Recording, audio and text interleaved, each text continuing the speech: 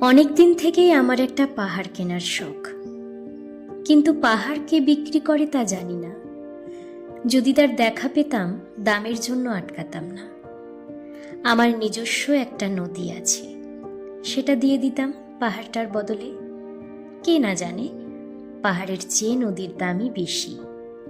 পাহাড় স্থানু, নদী বহমান, তবু আমি নদীর বদলে পাহাড়টাই কিনতাম, কারণ আমি ঠকতে চাই। নদীটাও অবশ্য কিনেছিলাম একটা দ্বীপের বদলে। ছেলেবেলায় আমার বেশ ছোট্টখাট্ট ছিমছাম একটা দ্বীপ ছিল, সেখানে অসংখ্য প্রজাপতি। শৈশবে দ্বীপটি ছিল আমার বড় প্রিয়। আমার যৌবনে দ্বীপটি আমার কাছে মাপে ছোট লাগলো। প্রবহমান চিপচিপে তন্নি নদীটি বেশ পছন্দ হলো আমার। বন্ধুরা বলল, ওইটুকু একটা দ্বীপের বিনিময়ে এত বড় একটা নদী পেয়েছিস, খুব জিতেছিস তো মাইরি। তখন জয়ের আনন্দে আমি বিহল হতাম। তখন সত্যিই আমি ভালোবাসতাম নদীটিকে। নদী আমার অনেক প্রশ্নের উত্তর দিত, যেমন, বলতো আজ সন্ধেবেলা বৃষ্টি হবে কিনা। সে বলতো, আজ এখানে দক্ষিণ গরম হাওয়া, শুধু একটি ছোট্ট দ্বীপে বৃষ্টি। সে কি প্রবল বৃষ্টি, যেন একটা উৎসব।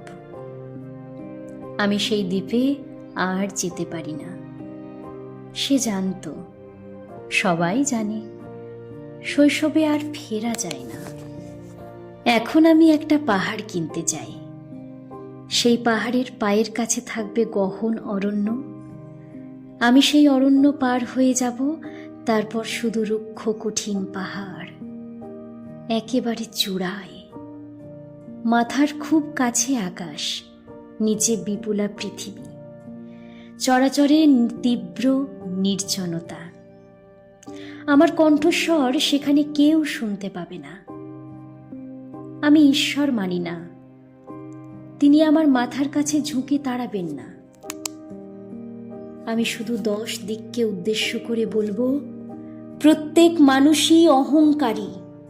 এখানে আমি একা, এখানে আমার কোনো অহংকার নেই। এখানে জয়ী হবার বদলে ক্ষমা চাইতে ভালো লাগে। হে 10 দিক, আমি কোনো দোষ করিনি, আমাকে ক্ষমা করো।